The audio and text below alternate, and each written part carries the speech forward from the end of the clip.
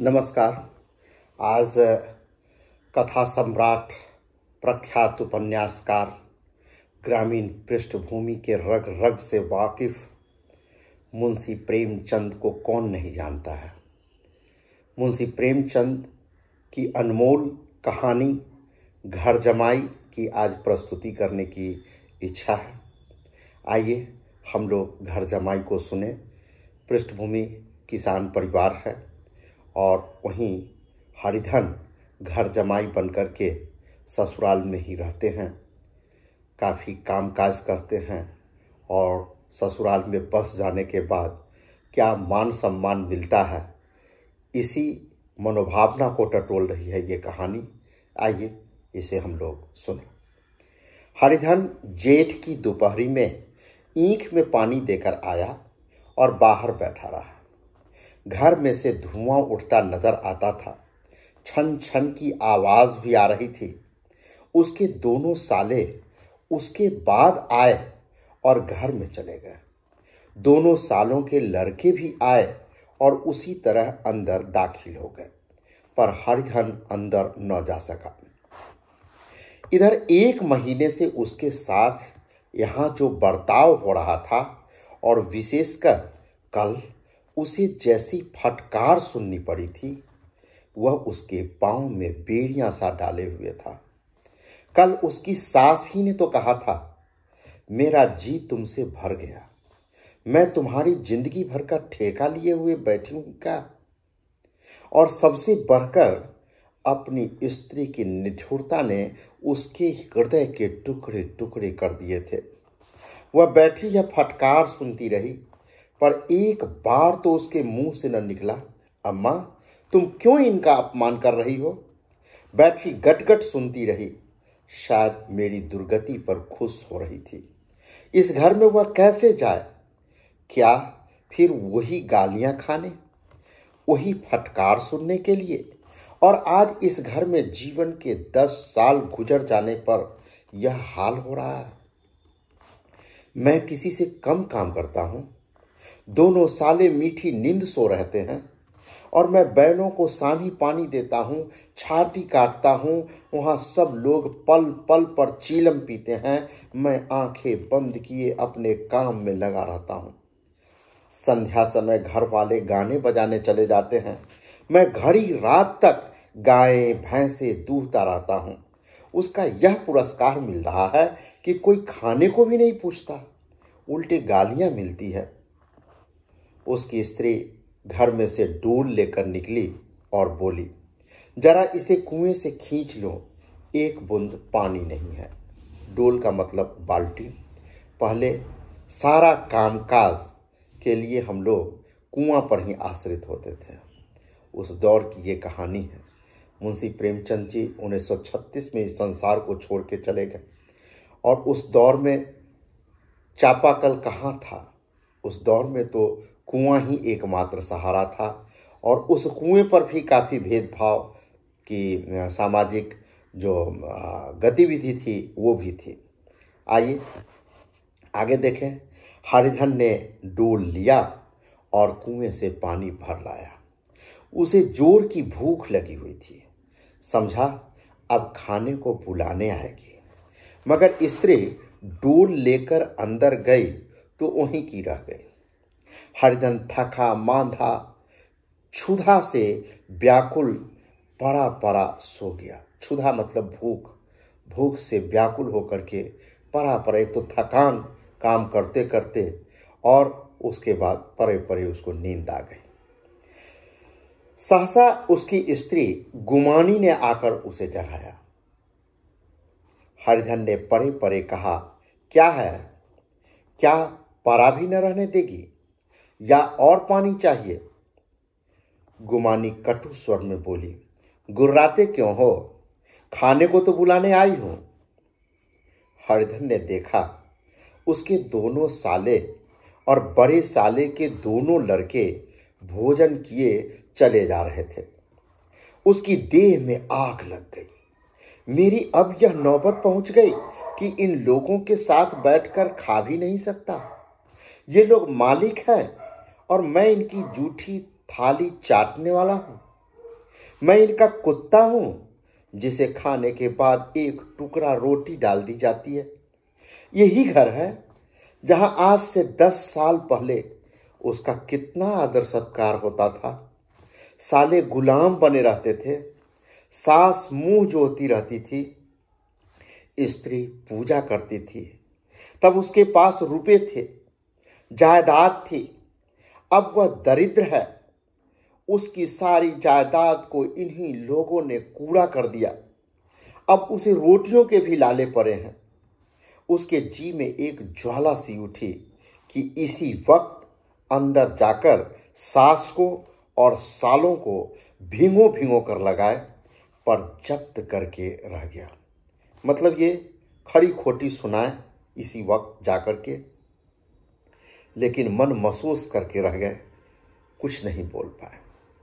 परे परे बोला, मुझे भूख नहीं है, आज न खाऊंगा।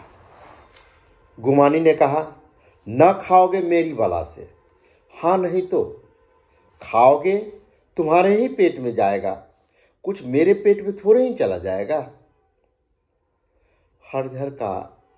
हरिधन का क्रोध आंसू बन गया। यह मेरी स्त्री है जिसके लिए मैंने अपना सर्वस्व मिट्टी में मिला दिया। मुझे उल्लू बनाकर यह सब अब निकाल देना चाहते हैं। वह अब कहां जाए, क्या करे। उसकी सास आकर बोली, चलकर खा क्यों नहीं लेते जी, रूठते किस पर हो। यहां तुम्हारे नखरे सहने का किसी में बुत्ता नहीं है। जो देते हो वह मत देना, और क्या करोगे। तुमसे बेटी ब्याही है, कुछ तुम्हारी जिंदगी का ठेका नहीं लिया है। हरिधन ने मर्माहत होकर कहा, हाँ अम्मा, मेरी भूल थी कि मैं यही समझ रहा था। अब मेरे पास क्या है कि तुम मेरी जिंदगी का ठेका लोगी। जब मेरे पास भी धन था तब सब कुछ आता था।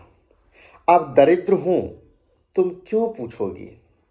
बूढ़ी सास भी मुंह फुलाकर भीतर चली गई।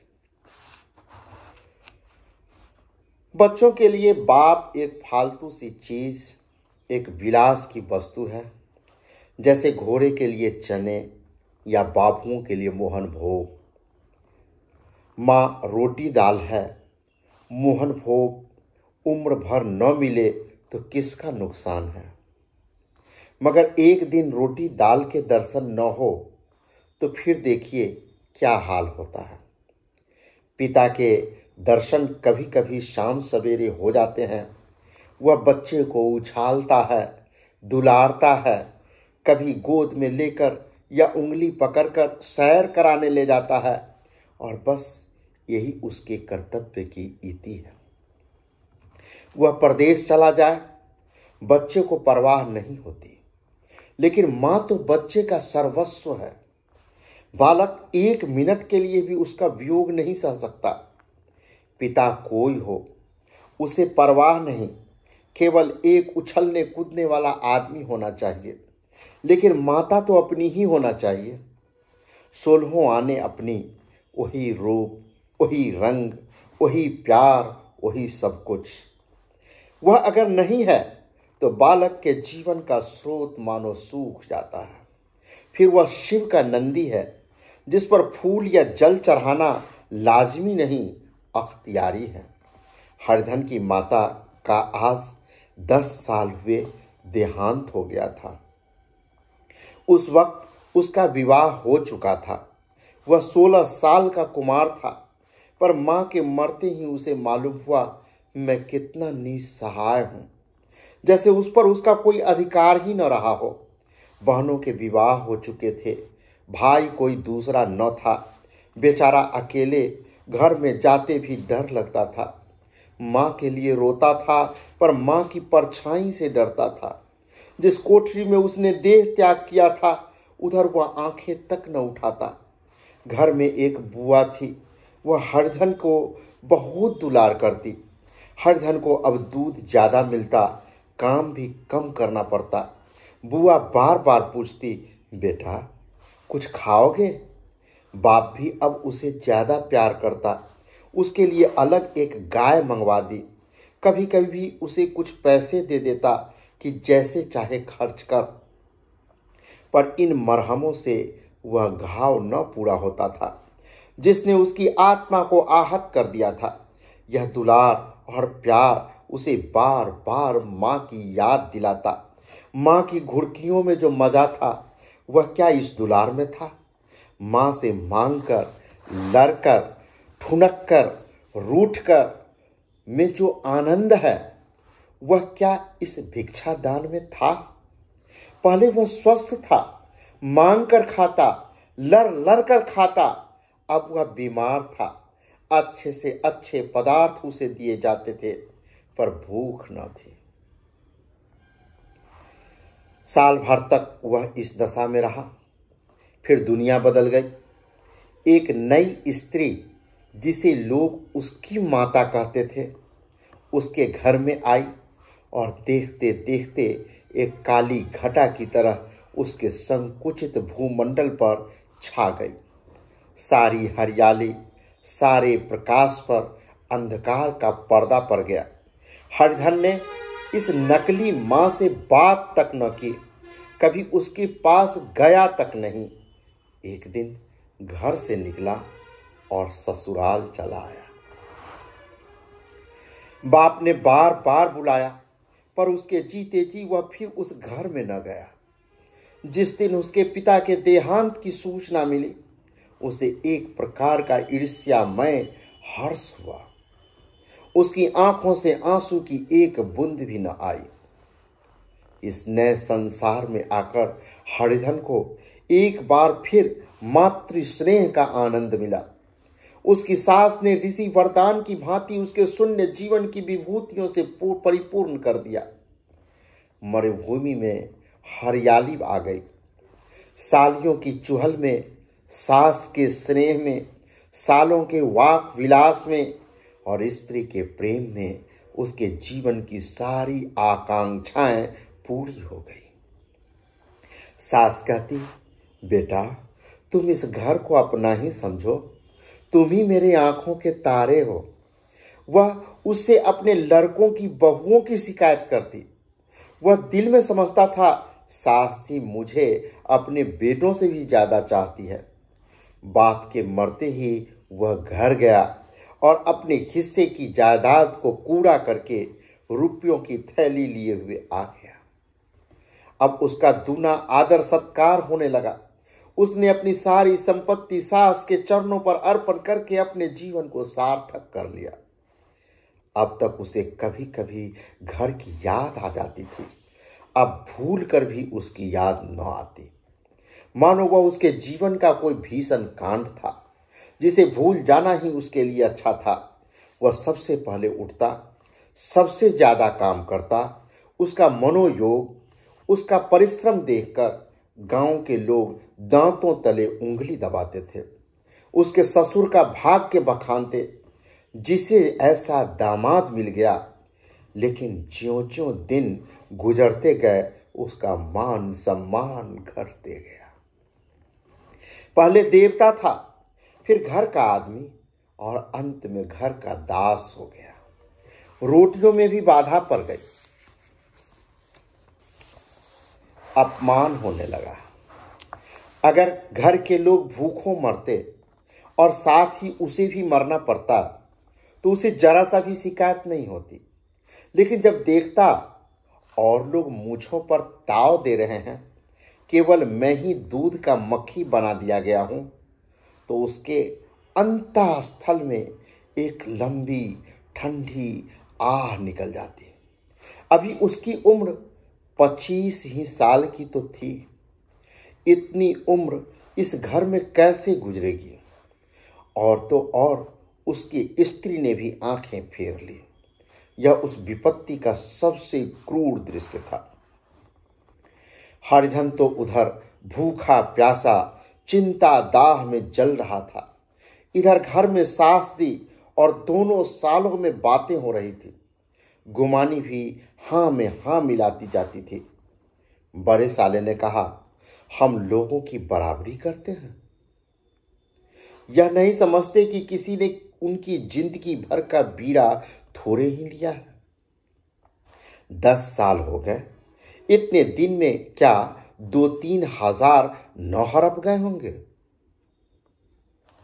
छोटे साले बोले, मजूर हो तो आदमी घुड़के भी, डांटे भी, अब इनसे कोई क्या कहे, न जाने इनसे कभी पिंड छूटेगा भी या नहीं। अपने दिल में समझते होंगे मैंने 2000 रुपये नहीं दिए हैं, यह नहीं समझते कि उनके 2000 कब के उड़ चुके।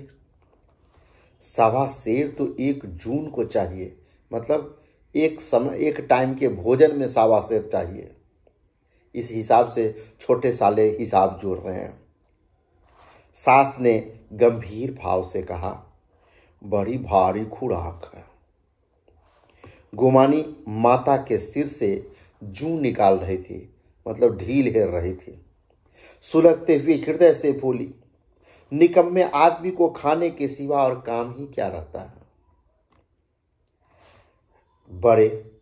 बड़े साले बोले, खाने की कोई बात नहीं है, जिसकी जितनी भूख हो उतनी खाए, लेकिन कुछ पैदा भी तो करना चाहिए। यह नहीं समझते कि ससुराल में किसी के दिन कटे हैं। छोटे साले बोले, मैं तो 1 दिन कह दूंगा, अब अपनी राह लीजिए, आपका कर्जा नहीं खाया है।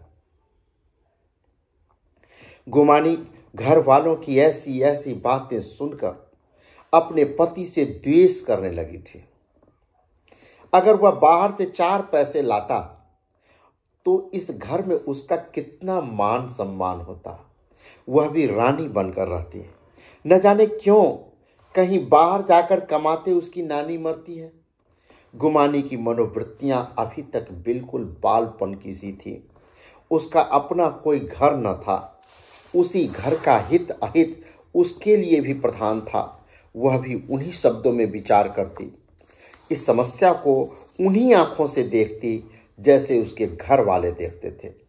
सच तो 2000 रुपये में क्या किसी को मोल ले लेंगे।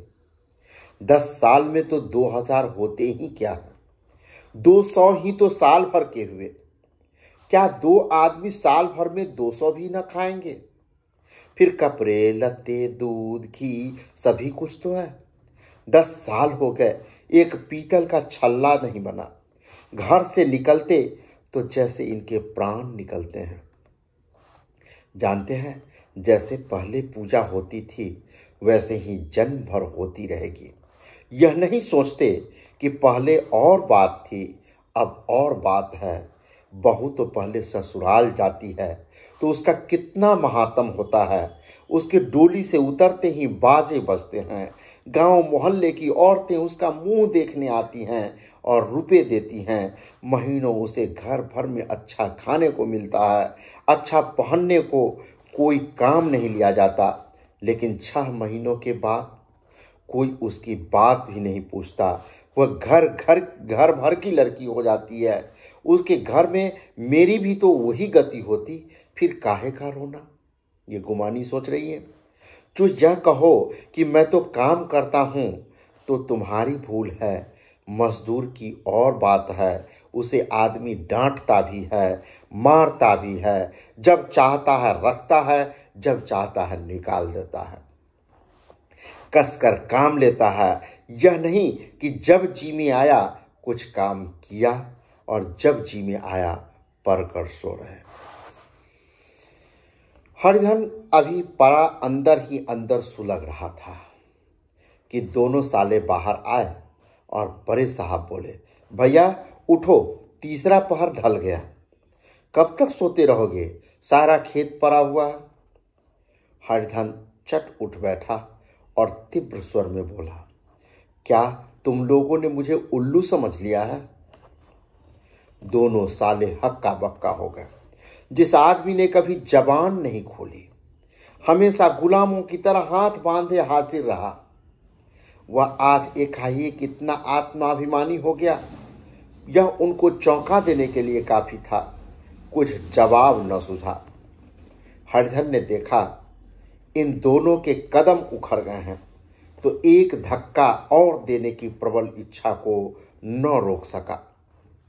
उसी ढंग से बोला, मेरी भी आंखें है, अंधा नहीं हूं, न बहरा ही हूं, छाती फाड़ कर काम करूं और उस पर भी कुत्ता समझा जाऊं, ऐसे गधे कहीं और होंगे।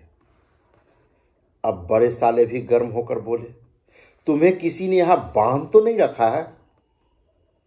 अब की हरिधन लाजवाब हो गया, मतलब निरुत्तर हो गया, कोई बात न सूझी। बड़े ने फिर उसी ढंग से कहा, अगर तुम यह चाहो कि जन्म भर मेहमान बने रहें और तुम्हारा वैसा ही आदर सत्कार होता रहे तो यह हमारे वश की बात नहीं है। हरिधन ने आंखें निकाल कर कहा, क्या मैं तुम लोगों से कम काम करता हूं? बड़े साले बोले, यह कौन कहता है? हरिधन ने कहा, तो तुम्हारे घर की नीति है कि जो सबसे ज्यादा काम करे वही भूखों मारा जाए। बड़े साले बोले, तुम खुद खाने नहीं गए, क्या कोई तुम्हारे मुंह में कौर डाल देता? हरिधन ने ओठ चबाकर कहा, मैं खुद खाने नहीं गया।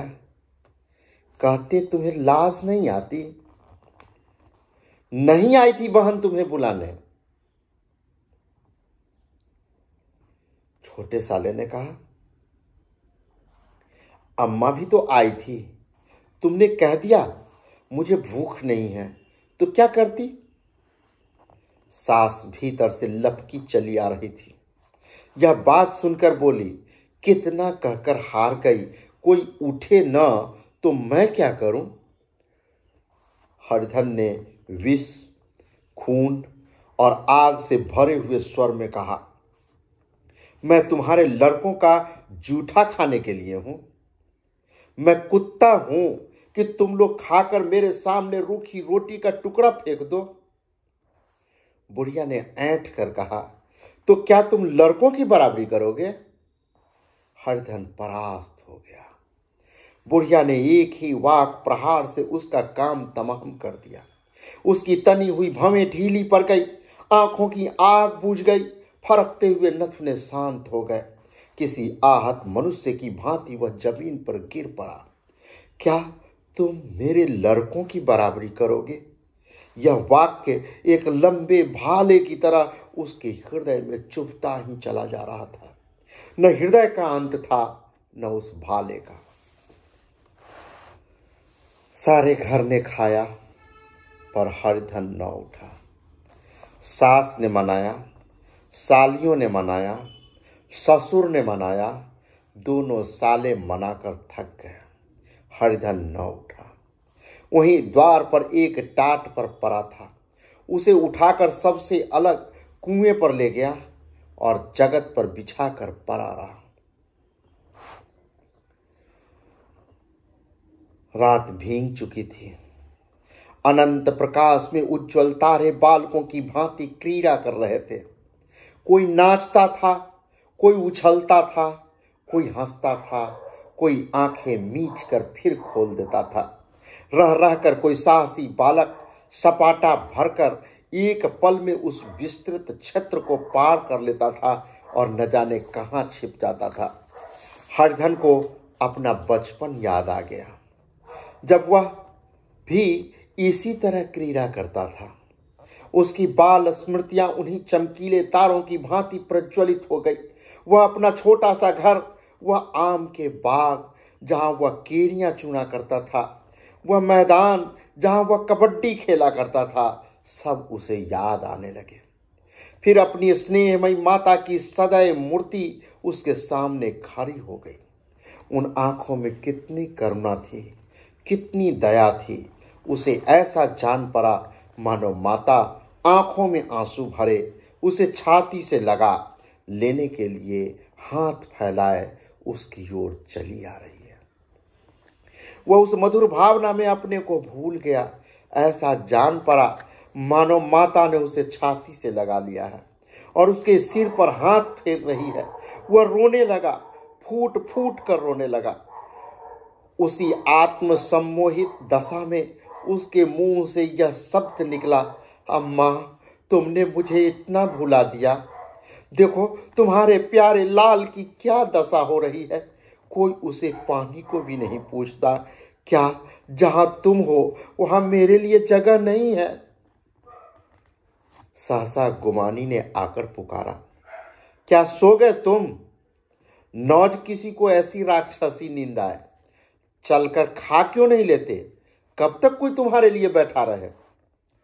हरिधन उस कल्पना जगत से क्रूर प्रत्यक्ष में आ गया। वही कुएं की जगत थी, वही फटा हुआ टाट, और गुमानी सामने खड़ी रही, खड़ी खड़ी कह रही थी, कब तक कोई तुम्हारे लिए बैठा रहे? हरिधन उठ बैठा और मानो तलवार म्यान से निकलकर बोला, भला तुम्हें मेरी सुध तो आई। मैंने तो कह दिया था मुझे भूख नहीं है। गुमानी, तो कितने दिन न खाओगे? अब इस घर का पानी भी न पीऊंगा। तुझे मेरे साथ चलना है या नहीं? दृढ़ संकल्प से भरे हुए इन शब्दों को सुनकर गुमानी सहम गई। बोली, कहाँ जा रहे हो? हरिधन ने मानो नशे में कहा, तुझे इससे क्या मतलब? मेरे साथ चलेगी या नहीं? फिर पीछे से न कहना मुझसे कहा नहीं। गुमानी आपत्ति के भाव से बोली, तुम बताते क्यों नहीं? कहाँ जा रहे हो? तुम मेरे साथ चलोगी या नहीं? जब तक तुम बता न दोगे मैं नहीं जाऊंगी। तो मालूम हो गया तू नहीं जाना चाहती। मुझे इतना ही पूछना था, नहीं तो अब तक मैं आधी दूर निकल गया होता। यह कहकर वह उठा और अपने घर की ओर चला। गुमानी पुकारती रही, सुन लो सुन लो, पर उसने पीछे मुड़कर भी नहीं देखा। 30 मील की मंजिल हरिधन ने 5 घंटों में तय की। जब वह अपने गांव की अमराइयों के सामने पहुंचा तो उसकी मातृभावना उषा की सुनहरी गोद में खेल रही थी। उन वृक्षों को देखकर उसका विह्वल हृदय नाचने लगा। मंदिर का वह सुनहरा कलश देखकर वह इस तरह दौड़ा मानो एक छलांग में उसके ऊपर जा पहुंचेगा। वह वेग में दौड़ा जा रहा था, मानो उसकी माता गोद फैलाए उसे बुला रही हो। जब वह आमों के बाग में पहुंचा, जहां डालियों पर बैठकर वह हाथी की सवारी का आनंद पाता था, जहां की कच्ची बेरों और लिशोरों में एक स्वर्गीय स्वाद था, तो वह बैठ गया और भूमि पर सिर झुकाकर रोने लगा, मानो अपनी माता को अपनी विपत्ति कथा सुना रहा हो। वहां की वायु में, वहां के प्रकाश में मानो उसकी विराट रूपिणी माता व्याप्त हो रही थी। वहां की अंगुल अंगुल भूमि माता के पद चिन्हों से पवित्र थी। माता के स्नेह में डूबे हुए शब्द अभी तक मानो आकाश में गूंज रहे थे। इस वायु और इस आकाश में न जाने कौन सी संजीवनी थी जिसने उसके शोकार्त हृदय को बालोत्साह से भर दिया। वह एक पेड़ पर चढ़ गया और अधर से आम तोड़ तोड़ कर खाने लगा। सास के वह कठोर शब्द, स्त्री का वह निष्ठुर आघात, वह सारा अपमान वह भूल गया। उसके पांव फूल गए थे, तलवों में जलन हो रही थी, पर इस आनंद में उसे किसी बात का ध्यान न था। सहसा रखवाले ने पुकारा, वह कौन ऊपर चढ़ा हुआ है रे? उतर अभी, नहीं तो ऐसा पत्थर खींच कर मारूंगा कि वहीं ठंडे हो जाओगे। उसने कई गालियां भी दी। इस फटकार और इन गालियों में से इस समय हरिधन को अलौकिक आनंद मिल रहा था। वह डालियों में छिप गया, कई आम काट काट कर नीचे गिराए और जोर से ठट्ठा मारकर हंसा। ऐसी उल्लास से भरी हुई हंसी उसने बहुत दिन से न हंसी थी। रखवाले को वह हंसी परिचित से मालूम हुई, मगर हरिधन यहाँ कहाँ? वह तो ससुराल की रोटियां तोड़ रहा है। कैसा हंसोर था, कितना चिबिल्ला, न जाने बेचारे का क्या हाल हुआ। पेड़ की डाल से तालाब में कूद पड़ता था, अब गांव में ऐसा कौन है? डांट कर बोला, वहां बैठे बैठे हंसोगे तो आकर सारी हंसी निकाल दूंगा, नहीं तो सीधे से उतर जाओ। वह गालियां देने जा रहा था कि एक गुठली आकर उसके सिर पर लगी। सिर सहलाता हुआ बोला, यह कौन शैतान है? नहीं मानता? ठहर तो मैं आकर तेरी खबर लेता हूं। उसने अपनी लकड़ी नीचे रख दी और बंदरों की तरह चटपट ऊपर चढ़ गया। देखा तो हरिधन बैठा मुस्कुरा रहा है। चकित होकर बोला, अरे हरिधन, तुम यहां कब आए? इस पेड़ पर कब से बैठे हो? दोनों बचपन के सखा वहीं गला मिले। यहां कब आए? चलो घर चलो भले आदमी। क्या वहां आम भी मैसर न होते थे? हरिधन ने मुस्कुराकर कहा, मंगरू, इन आमों में जो स्वाद है वह कहीं के आमों में नहीं है। गांव का क्या रंग ढंग है मंगरू, सब चैन चान है भैया। तुमने तो जैसे नाता ही तोड़ लिया। इस तरह कोई अपना गांव घर भी छोड़ता है? जब से तुम्हारे दादा मरे, सारी गृहस्थी चौपट हो गई। 2 छोटे छोटे लड़के हैं, उनके किए क्या होता है? हरिधन, मुझे अब उस गृहस्थी से क्या वास्ता है भाई? मैं तो अपना ले दे चुका, मजूरी तो मिलेगी ना। तुम्हारी गैया मैं ही चरा दिया करूंगा, मुझे खाने को दे देना। मंगरू ने अविश्वास के भाव से कहा, अरे भैया, कैसी बात करते हो? तुम्हारे लिए जान तक हाजिर है। क्या ससुराल में अब न रहोगे? कोई चिंता नहीं, पहले तो तुम्हारा घर ही है, उसे संभालो। छोटे छोटे बच्चे हैं, उनको पालो। तुम नई अम्मा से नाहक डरते थे, बड़ी सीधी है बेचारी, बस अपनी मां ही समझो। तुम्हें पाकर तो वह निहाल हो जाएगी। अच्छा, घर वाली को भी तो लाओगे। हरिधन, उसका अब मुंह न देखूंगा, मेरे लिए वह मर गई। मंगरू, तो दूसरी सगाई हो जाएगी। अब की ऐसी मेहरिया ला दूंगा कि उसके पैर धो धो कर पियोगे, लेकिन कहीं पहली भी आ गई तो? हरिधन, वह न आएगी।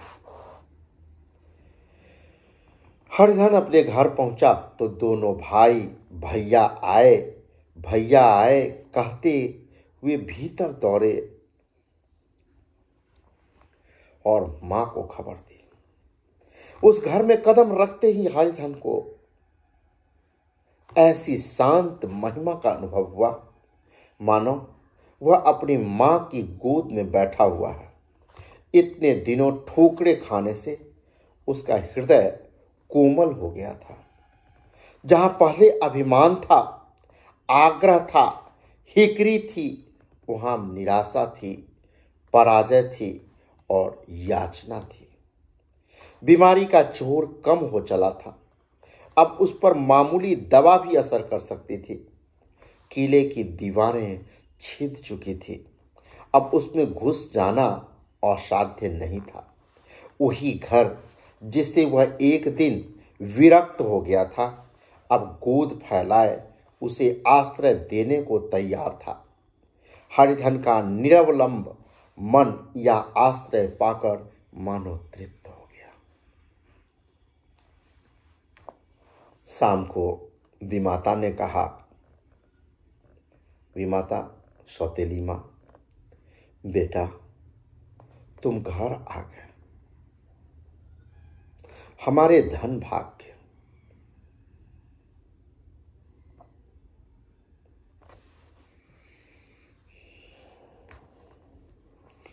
अब इन बच्चों को पालो, मां का नाता न सही,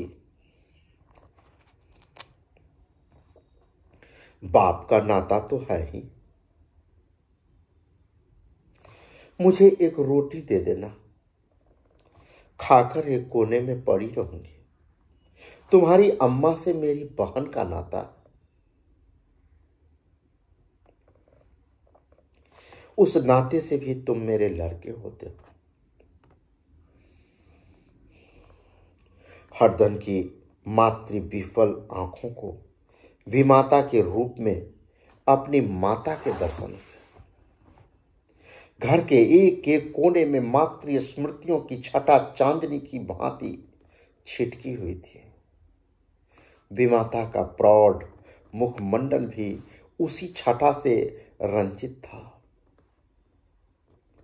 दूसरे दिन हरिधन फिर कंधे पर हल रखकर खेत को चला।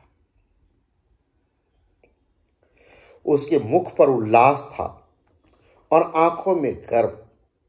वह अब किसी का आश्रित नहीं, आश्रयदाता था।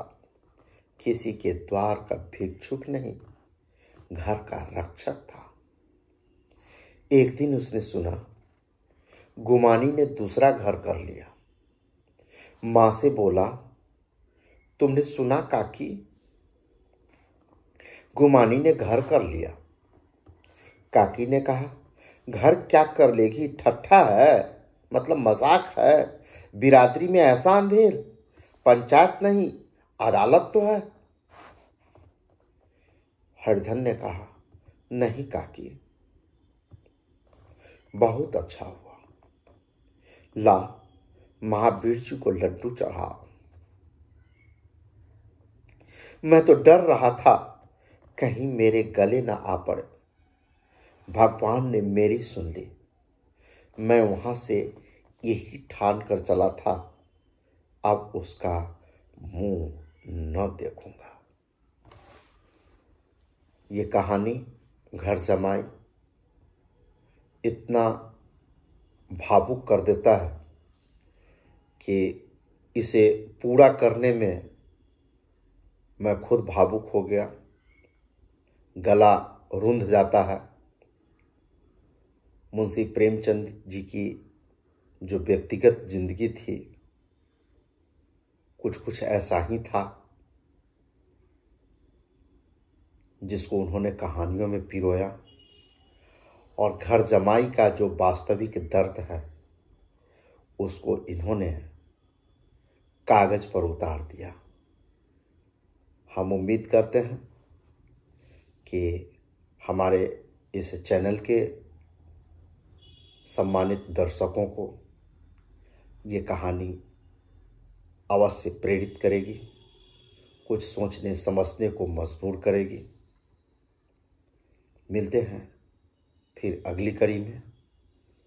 जय हिंद, जय भारत।